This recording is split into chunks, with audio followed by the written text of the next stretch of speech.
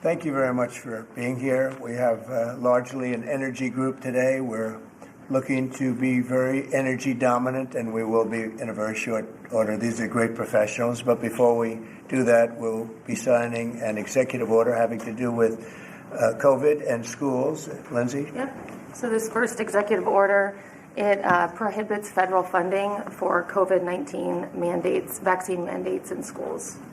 Okay, and that will meaning they want to clear that up, Yep. the discrepancy. So any schools that require students to be vaccinated with COVID-19 shot, then there's no more federal funding. So. Okay.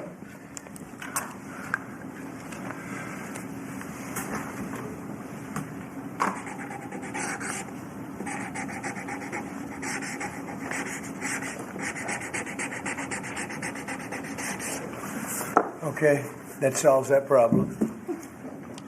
Sir, will the Department of Education have to handle that? Yes, it'll go through the Department of Education. Okay? Thanks. Can I make one comment, Mr. President? Yes, please. As a father of 9, thank you. We should have parental freedom to decide what vaccines our kids take, as opposed to school systems and governors forcing upon the people that love these kids the most, which is the parents. So thank you for citing that. Great, thank you very much. People wanted that very badly. Okay. Okay, and here is an executive order establishing the National Energy Dominance Council. So that will be chaired by the Secretary of the Interior, Mr. Burgum, and the Vice Chair, Chris Wright. And so this will reduce costs with respect to energy, establish American independence with energy, and also unleash energy dominance. Good, thank you. And this is a big deal. We have more energy than any other country, and now we're unleashing it, to put it nicely. And I'd like to ask Doug, you're going to be heading it up. You and Chris, would you say a few words about it, please? Yeah, absolutely, sir. Good afternoon. President Trump wisely understood that under the Biden administration, there was a war against American energy, and today that war officially has ended. President Trump on day one declared a national energy emergency. And this is a real emergency because under the Biden administration restricted the production of oil and gas. Production's still coming, but when you stop holding leases, when you take 625 million acres of land out of ocean land, out of production possibilities through an executive order, you're really restricting the balance sheet of America. But today, as President Trump said, this is unleashed.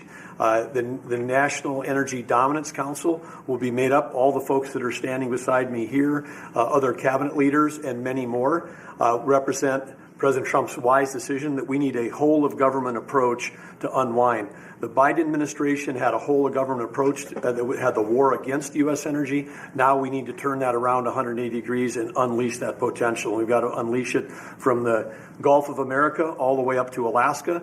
We have amazing resources in this country, and we haven't been getting a return on them. Many of these are under public lands. The interior has 500 million acres of surface, 700 million acres of subsurface minerals, critical minerals, and offshore close to 2 billion acres. And that balance sheet is the biggest balance sheet in the world, and it's been completely underutilized. Everybody knows we have $36 trillion in debt as a country, but no one knows how many hundreds of trillions of dollars of assets we have. And President Trump is asking us to go get a return on that investment for the American people. And with that, we're going to have prosperity at home with lower prices, and we're also going to have peace abroad.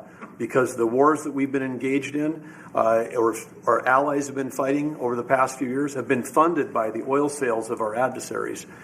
So we have an opportunity, and we also are in an AI arms race with China. The only way we win that is with more electricity. And we also have an energy emergency in terms of electricity.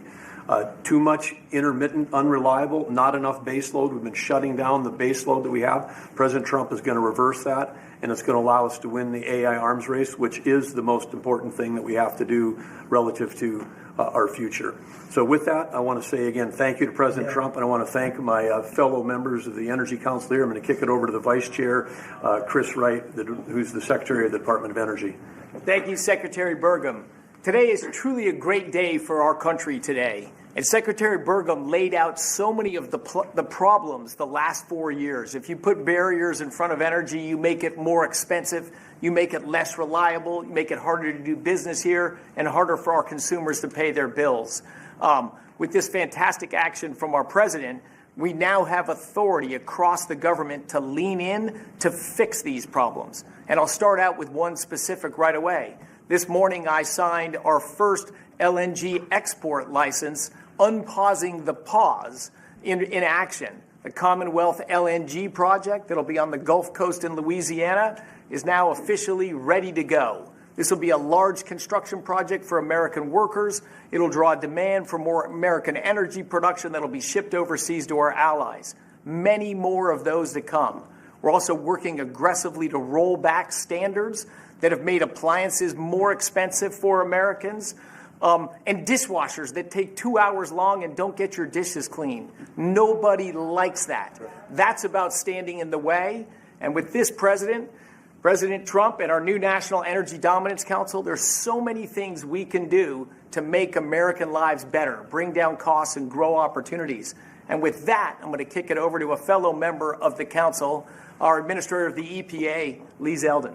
Thank you, Secretary, and honored to be serving on the Energy Dominance Council. At EPA, we're doing our part to power the great American comeback. And President Trump has made it clear that he wants EPA to be doing our job to ensure that we are unleashing energy dominance however we can help, that we are assisting in making America the AI capital of the world, that we are pursuing permitting reform, that we are helping to bring back American auto jobs. This is the mandate of the American public. The Trump mandate, it was clear, and the guidance from President Trump to me when he asked me, thankfully, for the opportunity for us to be able to serve together in partnership to unleash energy dominance. This is a moment that we must meet. To that end, it is important to note that the prior Biden-Harris EPA issued a waiver to California for tailpipe emissions. This was a rule that should have been submitted to Congress. We will submit it to Congress. Congress will have the opportunity through the Congressional Review Act to make that waiver go away. We will do everything in our part to help the American people to make life in America more affordable. The golden age of American success is upon us. If you're excited about the last 3 weeks, that was just a taste of the main event, the entree to come, the next 4 years being the greatest term in the history of the American presidency. With that, I'd like to introduce Sean Duffy. Thank you. So, first of all, thank you for the work on dishwashers. We use more water to wash our dishes before we put them in the dishwasher. That's right. We're not saving water, we're using more water, so thank you for that. But I'm also joining the EPA. We've introduced our rules to start to look at the CAFE standards. So we're looking at how much it costs for end users when they put gas in their car. And the Biden era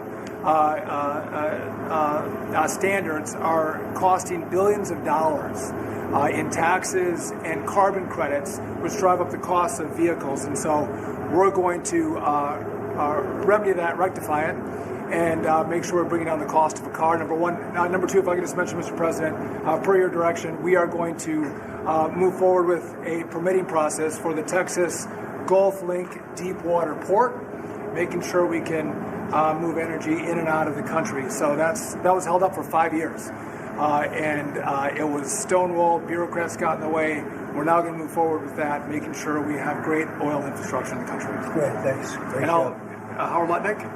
Yes. So, the nanny state, you're feeling the end of the nanny state. From straws made of paper to regulation endlessly harming Americans and holding us back. It slows down our production and manufacturing, which we were talking about with the Prime Minister of India yesterday. You're hearing that about energy dominance. It's going to go away. We're going to care about Americans. The Trump administration and this president cares about Americans, and you're going to feel it change. You're going to feel the price of energy coming down. You're going to feel prices coming down. You're going to feel an explosion. The golden age of manufacturing of America has always been there. It's just been stifled by regulation, and that time is over. Thank you very much, Alan. Please. Mr. President, I just want to say that you've built such an incredible team, and Secretary and Chairman Burgum, that he's been working on this his whole life. And so what I expect you to see, sir, is action as early as next week that is going to shock people about how good it is for Americans. And so thank you for your leadership, sir. Thank you very much, Kevin. And we are also working on a project that has been under wraps for 20 years. Everybody wanted it. It's been held up by New York. It's a pipeline that will bring down the energy prices in New York and in all of New England by 50, 60, 70%. It should have been done years ago. We'll be speaking to New York, and the New York is actually the biggest beneficiary because their energy costs are very high. This will reduce them very substantially. But all of the governors want this to happen, and I think it's going to happen. It's now going to happen. It's something that's would rather not have to go eminent domain. We'll do that if we have to in New York, but hopefully we won't have to do that. This again will bring down energy prices in New England by numbers that nobody can even believe, probably 50, 60%, maybe even more than that. A lot of them don't even pay energy because they have no energy. They use logs. They go out and they cut down a tree. It's really a terrible situation. So we're going to get this done, and we can have it done once we start construction. We're looking at anywhere from 9 to 12 months, if you can believe it. It's going to go very rapidly. The other thing I'd like Doug to mention, the 635 million acres that Biden so viciously took out of our net worth. If you look at it from the standpoint of a company, you talk about net worth. They've destroyed our net worth. We're putting it back. It will be back as of this afternoon. And Doug, could you mention that? All of the millions and millions of acres that he just handed back to Yes, nobody. The executive order by President Biden that wiped out these trillions from our balance sheet. President Trump signed an executive order instructing me as the Secretary of Interior to unban that ban, and that's been accomplished. And so those are back on the U.S. balance sheet. Okay. Sorry, which one is that? The 625 million acres of offshore that was banned from further lease sales. Further anything. And You couldn't even- 625 million acres is Right. 1/3 the size of the lower 48 that was taken off our balance sheet. It's back on there now. President Trump cares about the American people. He knows that these public lands belong to the public. They don't belong to Washington bureaucrats from the prior administration. And we're going to make sure that we get a return on investment for the American people. The amount of money that he took off our balance sheet, if you look at the balance sheet, it was incalculable. Nobody's ever seen anything like it. And he did that, I guess, in the last few days of the administration. He just wiped it out. 635 million acres, which if you sit down and look, it's like that's a major part of the ocean. And he just gave it away and took it away. And fortunately, it wasn't done with an act of Congress or anything. And we did it in a, I think, very abbreviated, very quick, and very legal procedure. And it's now back on our balance sheet. It's back as part of our country. What they did was so horrible. It was just a terrible thing to do, an unbelievable thing to do. Also, they mentioned dishwashers and sinks and showers and the whole thing. We're going to get rid of those restrictions. You have many places where they have water. They have so much water they don't know what to do with it. But people buy a house, they turn on the sink and water barely comes out. They take a shower, water barely comes out. And it's an unnecessary restriction. And basically, I think we're going to be going back to the Trump rule. We had it, and everybody was happy. And then these people came in and they restricted it again. So we're going back, and we'll get it approved by Congress. In addition, we'll get it approved by Congress. So for 4 years, it's good, but we're going to get it permanently taken care of. And again, very environmentally friendly. But we want to be able to, when somebody turns on a sink to wash their hands or presses the button for a dishwasher, and there's barely enough water there's no water. And you know what they do? They press the button 10 times. They run it 10 times. So it ends up costing a lot more. So I know you're working on that. And where are we on that? We're working closely with the Department of Energy with regards to rules that were enacted during the Biden administration. Inside of the EPA, we are overhauling the WaterSense standards that are there to update them for the American people, to bring down cost of living and combat inflation, and just pursue common sense. Good. Well, we have more oil and gas than anybody else in the world. We're opening up ANWR again. As you know, we got something Ronald Reagan couldn't do it. No president was able to do it. I got it. And the first week in office, the Biden administration terminated that. ANWR is the biggest site, probably bigger than Saudi Arabia. We don't know yet, but it's of that size or bigger.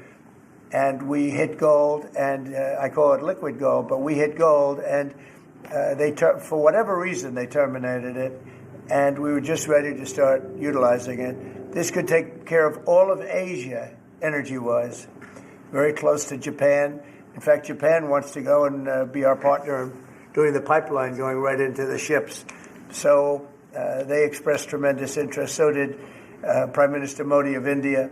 And just in closing, both Prime Minister Modi and the Prime Minister of Japan, both very good people, they said we couldn't make a deal. We couldn't get any energy. I mean, you wonder what was going on with our country. They couldn't make a deal to get any energy from the Biden administration. They just couldn't do it. There was nobody to deal with. They didn't know how to go about it. And they're very happy that we're here. But we're going to really benefit our taxpayers, and we're going to benefit our country. So I want to thank everybody for coming. This is a very big bill. This is really going to be energy dominant. We're going to be energy dominant like nobody else. And this doesn't even discuss all of the electricity that we're going to be producing for all of the AI plants. You know, they need double the electricity at least that we have right now. So you take all of our electricity that we have all over the country just for AI to do it right and to win that war, which we're leading by a lot because of what we've done over the last few weeks. We're leading by actually a lot. But if you take all of it, we have to double our electricity needs just for the AI, and that doesn't include the other technologies. So it's a real honor to sign this bill. We're going to also work on CAFE standards. Lee, you're going to be doing that and make that whole situation, bring that back into reality, and I think very quickly, having to do with cars. Thank you very much. Did Modi cut any tariffs yesterday as part of your meeting? No, but in 2 weeks we will have another one. Yesterday was very big. Reciprocal tariffs was very big, and I explained to the Prime Minister of India, Prime Minister Modi, very good man, his tariffs are very, very high. India's tariffs are among the highest. And I said, well, now, you know, we were very low. We were the lowest. They're just about the highest. There are others as high, but not much higher. And I said, no, from now on, what we do is what you charge us, we charge you. It's very simple. So whatever you're charging us, you can go as high as you want. Whatever you charge us, we charge you. Did you make any pledges? And I wouldn't say they were thrilled to hear that, but that's the way it is. Tariff, I told you, is a beautiful word. Fourth most beautiful. Did you make any pledges about BRICS nations not undermining the dollar? You had threatened 100% tariffs. BRICS, the BRICS nations, I think that's breaking up very rapidly. We said that if they're going to go and do anything to undermine the dollar, that includes China. I don't even know that they're a member of BRICS, but they had a few nations get together to try and play cute. And I said, we're going to put 100% tariff on every one of those nations. And at the mere thought of saying that, I think that's all broken up. That idea has no longer sailed. Now, that would be a terrible thing for our country. It would be bad for the world. They wanted to undermine the dollar. 6 nations got together. They want to undermine the dollar. That didn't work out too well. Not going to happen.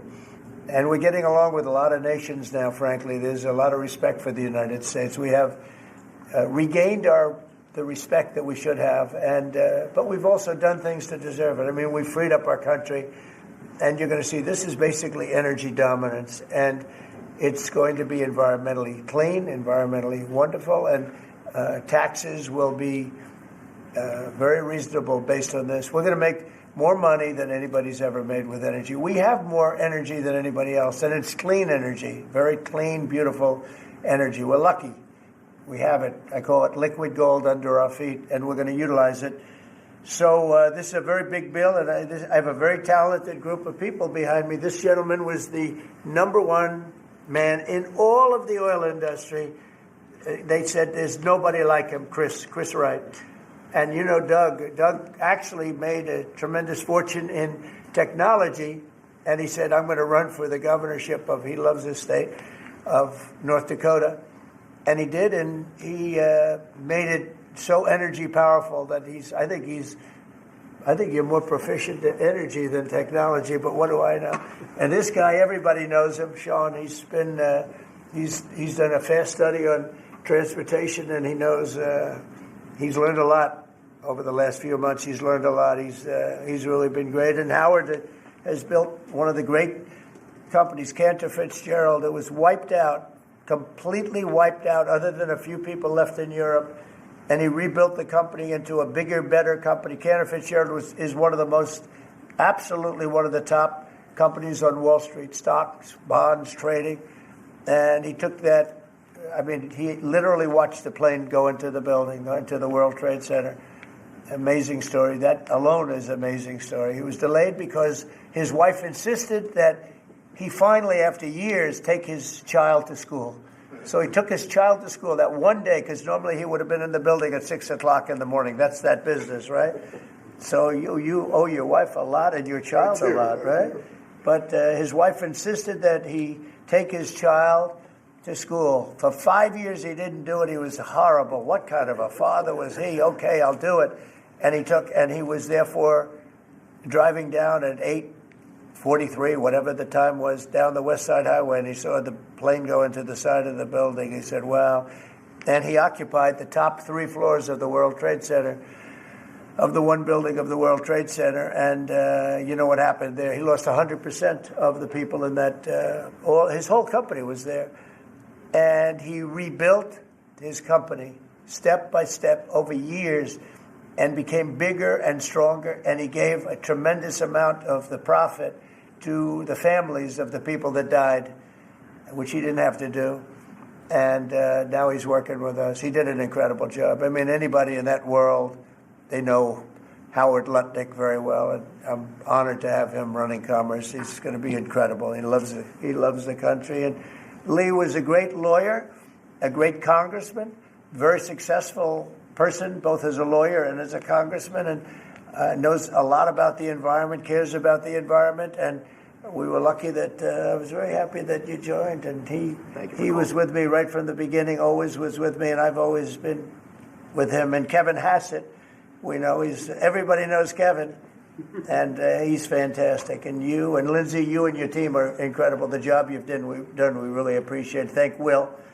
And the job you guys are doing is really fantastic. We're knocking this out.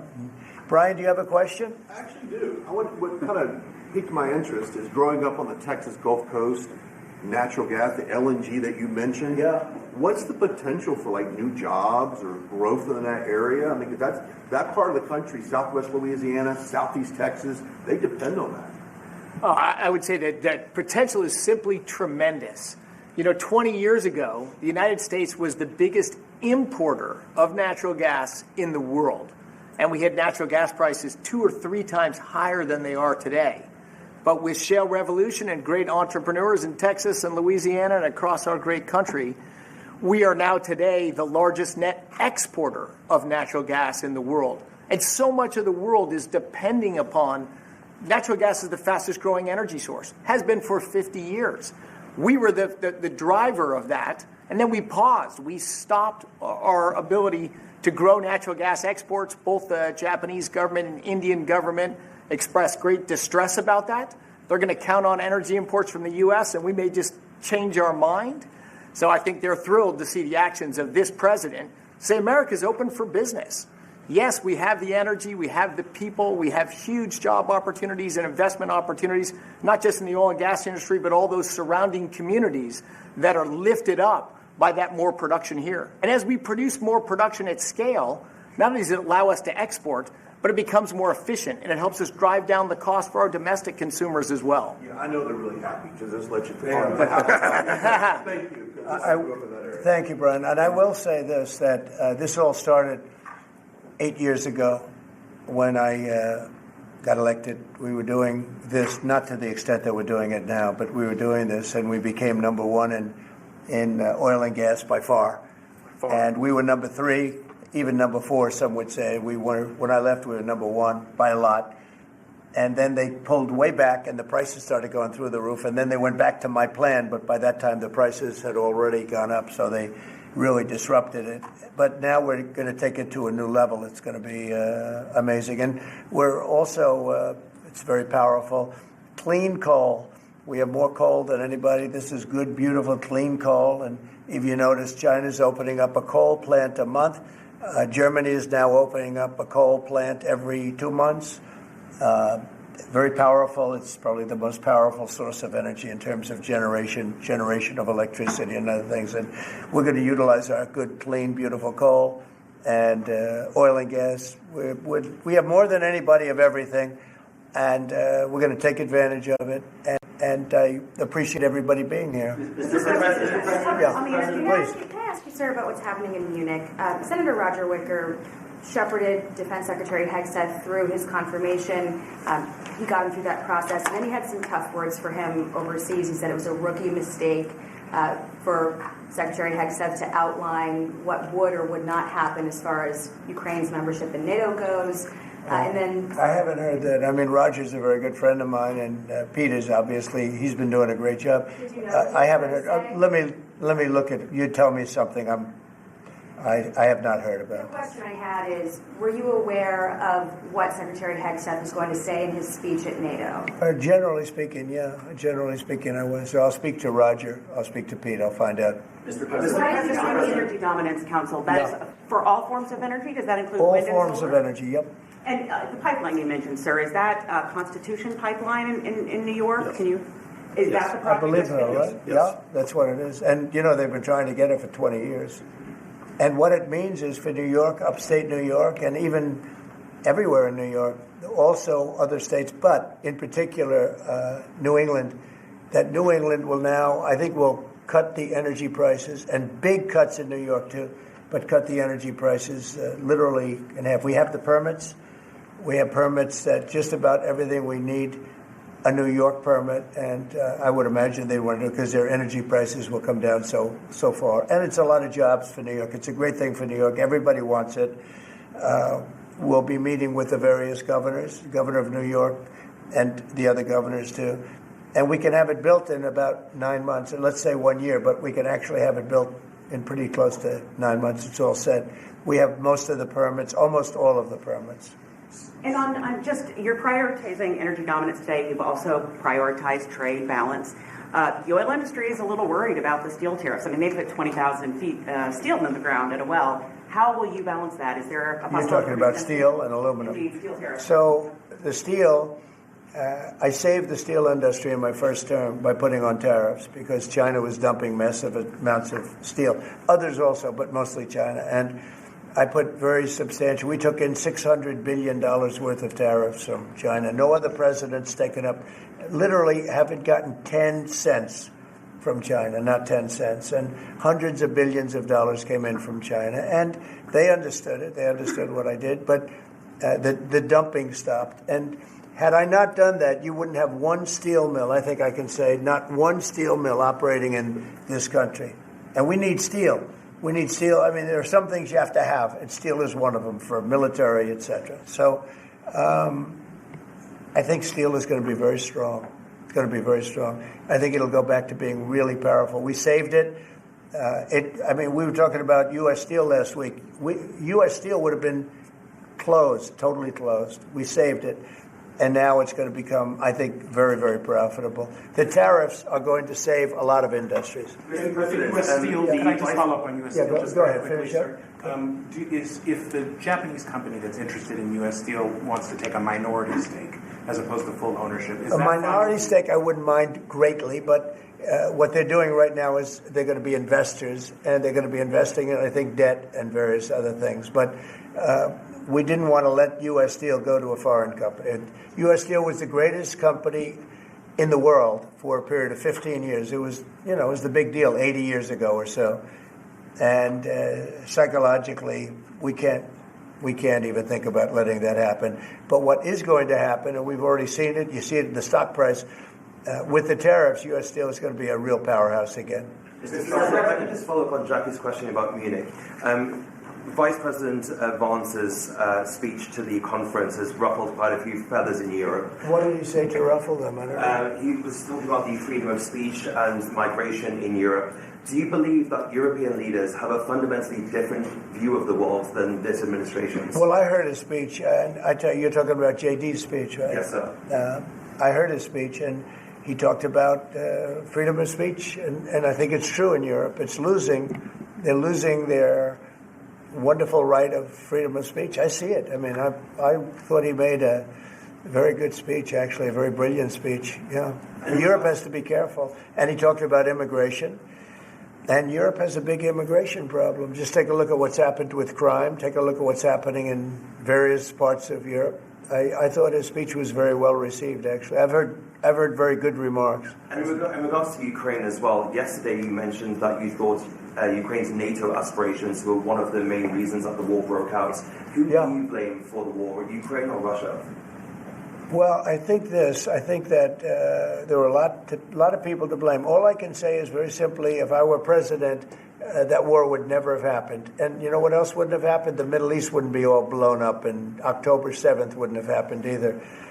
Those two areas, you wouldn't have inflation, you wouldn't have October 7th, you wouldn't have Russia and Ukraine fighting. None of those things would have happened if I were president. So to follow up on the Mr. Middle President? East, earlier this week. Yeah, please. You mentioned auto tariffs the other day. Yeah. When do you plan to unroll those? Howard, I'd say over the next sometime, or maybe around April 2nd. I would have done them on April 1st. Believe it or not, I'm a little superstitious. No, literally, we had it planned for April 1st. I said, let's make it April 2nd. You know how much money that costs? That costs a lot of money just that one day. But we're going to do it on April 2nd, I think. Is that right? That's right. Okay. Thank you. The lead prosecutor in Eric Adams' case resigned today, saying anyone who didn't press forward would be a coward. What's your reaction to that and to the overall implication that politics were at play here? Well, I don't know about it. I mean, obviously, I'm not involved in that. But I would say this, that if they had a problem, and these are mostly people from the previous administration, you understand, so they weren't going to be there anyway. They were going to all be gone or dismissed. If not, they know on Tuesday they're all being dismissed. You know, the whole country is being, because what you do is you come in and you put new people in. So when you say resign, they're going to be gone anyway.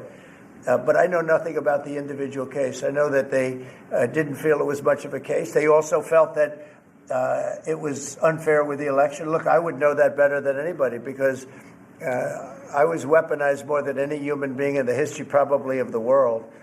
And I won the election in a landslide, winning all 7 swing states, winning the popular vote and everything else, because the people got it. It was weaponized, and I was weaponized literally weeks before the election. But I think there's also something to be said. I read that. There's something to be said for what they were doing. It looked to me to be very political. But why didn't they bring this up like 4 or 5 weeks ago, 6 weeks ago, or whenever it happened? You know, they just sat around and didn't complain. Then all of a sudden they complain, and they know they're all being dismissed anyway. So, you know, that's the way it is. That's called politics, I guess. Yeah, please. Earlier this week, you predicted that all hell would break loose if Hamas didn't hand over all of their hostages. What do you expect to happen tomorrow in terms of... I don't know what's going to happen tomorrow at 12 o'clock. It was up to me. I'd take a very hard stance. I can't tell you what Israel's going to do. But I watched the last people come out, and I looked at a before and an after picture. One guy was a big, strong, healthy guy. Could say he was a little bit overweight. He's not overweight anymore. He looks like he just came out of the Holocaust. It looks like a Holocaust picture. I've looked at him for a long time, and they've been treated very badly. The young lady came out last week. Her hand was blown off. I mean, literally, her hand was trying to stop a bullet that was headed for her face. She put up her hand. She goes like this and wiped out her fingers and a lot of her hand. Now, I would take a different stance, but it depends. Look, it depends what Bibi's going to do. It depends what Israel's going to do. But and now I understand they've totally changed. Hamas has totally changed. They want to release hostages now again. But you have to see, this started by them saying, we're not going to release the hostages as we said we were. I said, good. You have till 12 o'clock on Saturday, which is tomorrow at 12 o'clock to do it. And we didn't hear anything. Then all of a sudden, 2 days ago, they said, no, we've decided we're going to release the hostages. So, but I actually think they should release all of the hostages. Remember, they're probably as bad as they looked. I mean, I don't like to say that, but they looked real bad 4 days ago, 5 days ago when I saw them. And the young ladies that came out were treated really badly. You don't know what happened, but I do. They were treated really badly. But as bad as they look, the ones that follow probably will look a lot worse. I think they're sending out their most healthy. And they've been hit hard on that, Hamas. So they probably didn't want to release. But they changed their mind. I said 12 o'clock tomorrow, and all of a sudden, 2 days ago, yesterday, they said they're going back to releasing. But this all started by them saying, we are not going to release any more hostages. And then yesterday they said they are going to release the hostages. But I think they should release all of the hostages. About 75,000 workers took this deferred resignation. It's a little bit short of the 5 to 10% goal you were hoping to hit. Do you think you'll have to make up the rest of that number in layoffs? No, look, that's 75,000 more than we would have had. And nobody knows what that final number is because in the end, I think a lot of people aren't going to show up to work. A lot of people, they got used to staying home and quote, working. But, I wonder if they had other jobs or other things. They have a lot of problems with that. No, 75,000 is a lot of people. And we paid them well. We gave them a lot of months of severance pay, if you call it that. But no, I think you'll probably have some more, too, in addition. It's a big, tremendous saving for our government. We want to downsize government, but make it better. Run it better. But downstairs, yeah, please. So, may I ask about the UK? I understand that you had a phone call with Keir Starmer yesterday. I did. I just signed a letter to him. He asked for a meeting, and I agreed to the meeting. We're going to have a friendly meeting. Very good. We have a lot of good things going on. But he asked to come and see me, and I just accepted his asking. Do you have a date for that, sir? And what do you hope to Very soon. I think he wants to come next week or the week after. And what do you hope to discuss? I don't know. It was his request, not mine, but... I've met him twice already. We get along very well. He's a very nice guy. Thank you very much, everybody. Thank you. Thank you very much. Appreciate it. Thank you, Brian. Thank you, Press. Thank you. Thank you, Press. Thank you, Press. Thank you, sir. Thank you. Thank you, sir. Thank you. Good job.